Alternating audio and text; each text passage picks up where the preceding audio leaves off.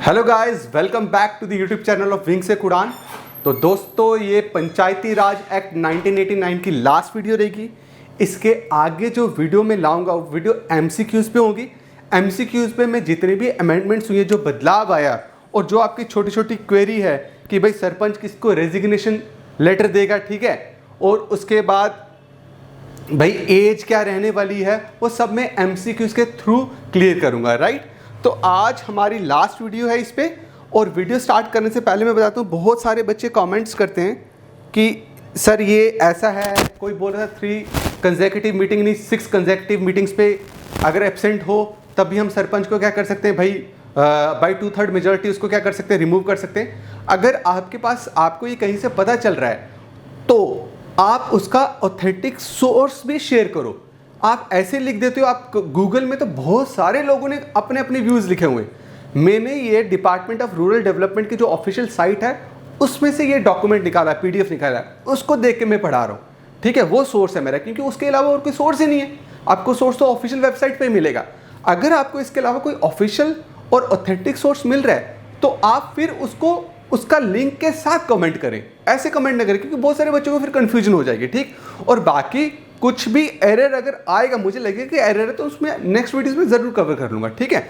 तो आज next video start करने से पहले मैं चाहूँगा आप स्क्रीनशॉट ले लो, फिर हम वीडियो को रिज्यूम करते हैं।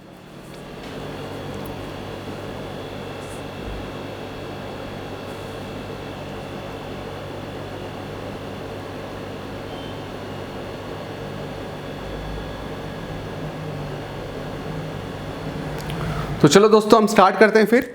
जैसे मैंने आपको बताया था, पंचायती राज एक्ट 1989, ठीक है, इसने बोला था कि भाई 3 लेवल पे हमने क्या करना है, बॉडीज कॉन्स्टिट्यूट करनी है।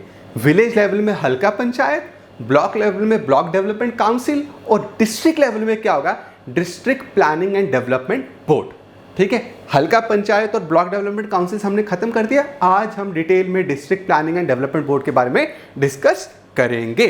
तो देखो, चैप्टर नंबर 11 बोलता क्या है कि भाई देयर शेल बी डीपीडीबी। डीपी का मतलब हो गया डिस्ट्रिक्ट प्लानिंग डेवलपमेंट बोर्ड होना चाहिए हर एक डिस्ट्रिक्ट में, ठीक है जी। और इसकी कॉम्पोजिशन क्या रहेगी, दैट इज वेरी इंपॉर्टेंट। देखो, उस डिस्ट्रिक्ट में जितने भी ब्लॉक्स हैं, ठीक है, उस ब्लॉक का जो भी चेयरपर्सन है, ब्लॉक डेवलपमेंट काउंसिल जितने भी चेयरपर्सन है वो इसके मेंबर होते हैं, ठीक है, फर्स्ट। दूसरा, जो एमपी उस एरिया को रिप्रेजेंट कर रहा होगा, मेंबर ऑफ पार्लियामेंट, वो भी क्या होगा जी, इसका मेंबर होगा, राइट। तीसरा, जो एमएलए इस एरिया को रिप्रेजेंट कर रहा है, ठीक है, वो भी क्या होगा, उसका member of state legislative assembly, ठीक है, वो भी क्या होगा, इसका मेंबर होगा।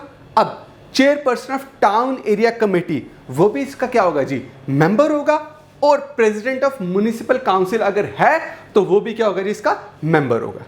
क्लियर होगी, ये सारे इसके मेंबर्स होते हैं। अब बोलते हैं जो district planning and development board का जो चेयरमैन और जो चेयरपर्सन और वाइस चेयरपर्सन है, उसको ये सब लोग मिलके क्या करते हैं जी, इलेक्ट करते हैं। इन्हीं में से ही चुना जाता है क्या, इन्हीं में से क्या चुना जाएगा जी, डिस्ट्रिक्ट प्लानिंग डेवलपमेंट बोर्ड का चेयरपर्सन या वाइस चेयरपर्सन, ठीक है जी। तीसरी बात, अब बोलते हैं डिस्ट्रिक्ट डेवलपमेंट जो कमिश्नर है, ठीक है, वो क्या होता है, इसका चीफ एग्जीक्यूटिव होता है, किसका, district planning and development board का। आई होप आपको ये चीजें क्लियर हो गई होंगी।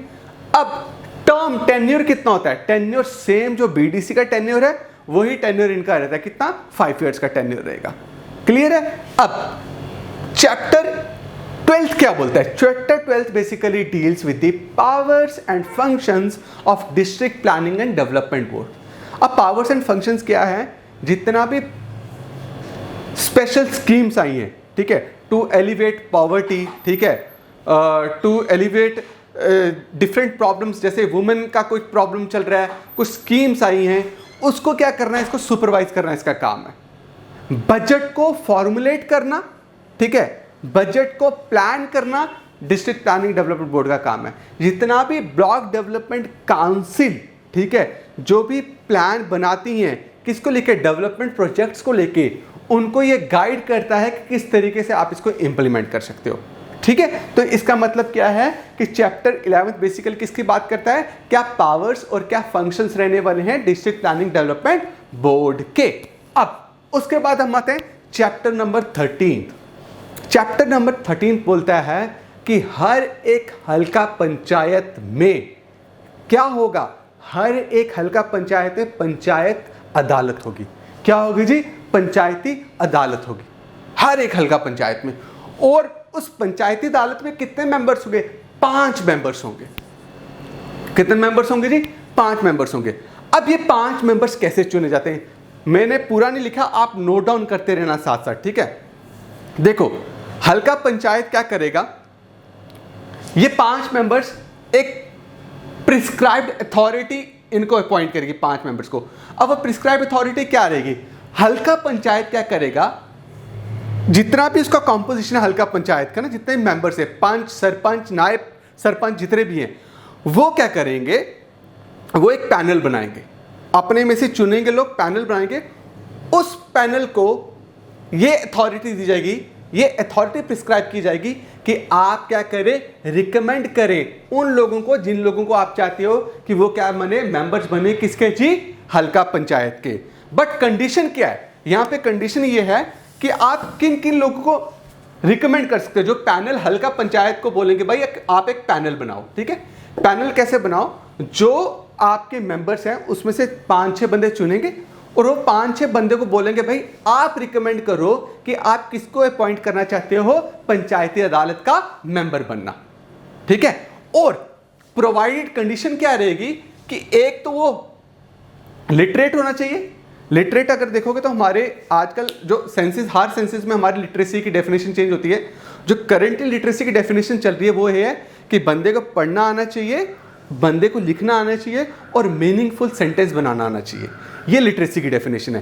तो पहली कंडीशन क्या है कि बंदा वो लिटरेट होना चाहिए, जिसको आप रिकमेंड करोगे क्या बनेगा, पंचायती अदालत का मेंबर बनने के लिए, ठीक है, लिटरेट होना चाहिए। सेकंड, आप सरपंच, नायब सरपंच और पंच को नहीं चुन सकते पंचायती अदालत का मेंबर बनने के लिए, मतलब ये लोग मेंबर्स नहीं बन सकते। तीसरी कंडीशन, उसको 30 इयर्स ऑफ एज कंप्लीट होनी चाहिए। मतलब मिनिमम एज कितनी चाहिए जी पंचायती अदालत का मेंबर बनने के लिए? 30। क्लियर है? उसके बाद आप किसी भी गवर्नमेंट एम्प्लॉय के अंडर सर्विस, मतलब किसी भी गवर्नमेंट एम्प्लॉय को आप रिकमेंड नहीं कर सकते पैनल, किसके लिए? For the appointment of being the member of Panchayati Adalat. ठीक है जी, आई होप आपको ये क्लियर हो गया होगा।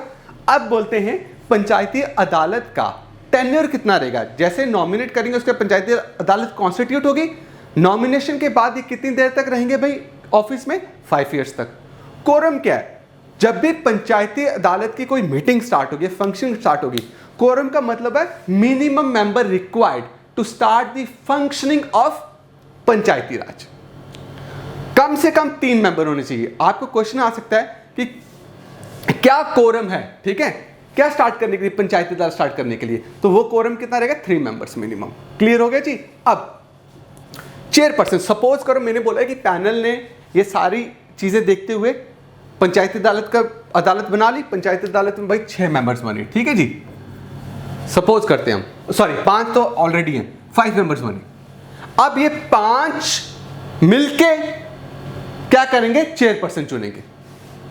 ये पांचों के पास अथॉरिटी है कि भाई मेजॉरिटी से आप डिसाइड करो कि चेयरपर्सन कौन बनेगा, किसका? पंचायती अदालत का। लिखा हुआ ना, chairperson shall be elected from amongst the members of the Panchayati Adalat. Clear है जी। अब उसके बाद बोलते हैं सेक्रेटरी। मैंने आपको पहले ही बताया था विलेज लेवल वर्कर को हम क्या बोलते हैं? विलेज लेवल वर्कर बेसिकली क्या होता है? सेक्रेटरी होता है किसका? हल्का पंचायत का। अब बहुत सारे लोगों ने ये लिखा था कि क्या वो सिर्फ उसका काम मिनट रिकॉर्ड करने का? नहीं, टाइम रिकॉर्ड करने का तो है ही है उसका काम। उसके साथ उसने ये देखना कि मीटिंग्स में क्या क्या चीजें डिस्कस हुई हैं, किस प्लान को किस तरीके से डिस्कस कर रहे हैं, क्या बात कर रहे हैं, वो भी उसका काम है, उसको रिकॉर्ड मेंटेन करने का। ठीक है। अब वही सेक्रेटरी हल्का पंचायत का वो क्या रहेगा? जुडिशियल क्लर्क होगा। किसका जी? पंचायती अदालत का। याद रखिएगा, वेरी इंपॉर्टेंट क्वेश्चन। ठीक है। आई होप आपको ये सारी चीजें क्लियर हो गई होंगी। मैं एक बार वापस इसको रिपीट करता हूं। देखो, मैंने आपको बोला पंचायती अदालत कैसे चुनी जाएगी। हल्का पंचायत अपने ही मेंबर्स में से एक कमेटी, एक पैनल बिठाएंगे। ठीक है। उस पैनल को बोलेंगे भाई आप रिकमेंड करें कि पंचायती अदालत के मेंबर किस किस को बनाना है, लेकिन आप उन्हीं लोगों को रिकमेंड करोगे, ठीक है, जो लोग लिटरेट होंगे जो लोग सरपंच नहीं होने चाहिए, नायब सरपंच नहीं या पंच नहीं होने चाहिए उस हल्का पंचायत के, जो लोगों ने 30 ईयर्स ऑफ एज कंप्लीट होनी चाहिए, और जो लोग किसी भी गवर्नमेंट ऑफ इंडिया या गवर्नमेंट ऑफ स्टेट के अंडर एम्प्लॉयड ना हो, ठीक है, आप उन लोगों को बना सकते हो। उसके बाद मैंने बोला कि उनका टेन्योर कितना रहेगा, 5 ईयर्स। जब भी पंचायती मेंबर्स कितने, 5, जब भी इनको फंक्शन स्टार्ट करने, कोई मीटिंग स्टार्ट करनी है तो कम से कम कितने मेंबर्स होने चाहिए, 3 मेंबर्स होने तभी मीटिंग स्टार्ट होगी। 2 प्रेजेंट है तो मीटिंग स्टार्ट नहीं होगी, ठीक है। उसके बाद फंक्शन स्टार्टिंग होगी। चेयरपर्सन आप कैसे चुनोगे, जो 5 बंदे अपॉइंट किए उन्हीं में से एक बंदा क्या बनेगा, चेयरपर्सन, और उन्हीं 5 का काम है चुना चेयरपर्सन पंचायती अदालत का, ठीक है जी। उसके बाद जो सेक्रेटरी होगा हल्का पंचायत का, वो क्या बनेगा जी, जुडिशियल क्लर्क बनेगा, किसका जी, पंचायती अदालत का। कोई टेंशन जी, ठीक है। अब चैप्टर नंबर 14, चैप्टर नंबर 14 का टाइटल है मिसलेनियस। मिसलेनियस में इसमें बात की है कि भाई पावर टू मेक लॉज, बोला है the government has the power to make laws for the functioning of what, for the functioning of these bodies. ये एक्ट कैसे इंप्लीमेंट होगा, कैसे एग्जीक्यूट होगा, किस तरीके से इसको चलाना है, वो पावर जो है कानून बनाने की, इसको एग्जीक्यूट करने के लिए किसके पास रहेगी, गवर्नमेंट के पास रहेगी, ठीक है जी। उसके बाद power to make bylaws, ठीक है, ये भी किसके पास रहेगा, गवर्नमेंट के पास रहेगा, ठीक है। और जितने भी प्रॉपर्टी डिस्प्यूट्स होंगे वो सब के सब किस पे डिस्कस किए हुए जी, चैप्टर नंबर 14 पे। आई होप आपको ये सारा क्लियर हो गया होगा। आगे मैं जैसे ही एमसीक्यूज की एक जो सीरीज लाऊंगा, उस एमसीक्यूज में हम सब चीजें डिस्कस करेंगे, ठीक है, उसमें आपको बिल्कुल कोई प्रॉब्लम नहीं आने वाली है। आई होप आपको ये क्लियर हो गया होगा। अगेन मैं बोल रहा हूँ कि जिसको कोई डाउट आता है, कुछ प्रॉब्लम आती है, तो वो एक ऑथेंटिक सोर्स के साथ कमेंट करे, ठीक है, ताकि मैं भी उसको काउंटर चेक कर पाऊँ, ठीक। कल पहले मैं 73rd अमेंडमेंट एक्ट करवाऊंगा पंचायती और म्यूनसिपैलिटी का। उसके बाद हम करंट अफेयर की सीरीज स्टार्ट करेंगे। करंट अफेयर में मैं टोटल जेकेएसएसबी पर्सपेक्टिव से पढ़ाऊंगा। करंट अफेयर में मैं कवर करने वाला हूँ पहले इंटरनेशनल बॉडीज़ में पहले हम डिस्कस करेंगे यूनाइटेड नेशंस के बारे में। उसके बाद हम यूरोपियन यूनियन हो गया, सार्क हो गया, उसके एशियान हो गया, ये बहुत इंपॉर्टेंट बॉडीज़ हैं जिसको हम डिस्कस करने वाले हैं, ठीक है। उसके बाद हम डिस्कस करेंगे स्पोर्ट्स अवार्ड्स के बारे में बहुत पूछा जाता है। जैसे आपको बड़ी बार आपने देखा होगा कि पूछा गया कि इंडिया का हाईएस्ट स्पोर्ट्स अवार्ड कौन सा है, ठीक है, और वो कौन सी मिनिस्ट्री देती है। तो ऐसे बहुत इंपॉर्टेंट क्वेश्चंस हैं, ठीक, वो हम डिस्कस करेंगे। Thank you so much guys, thank you.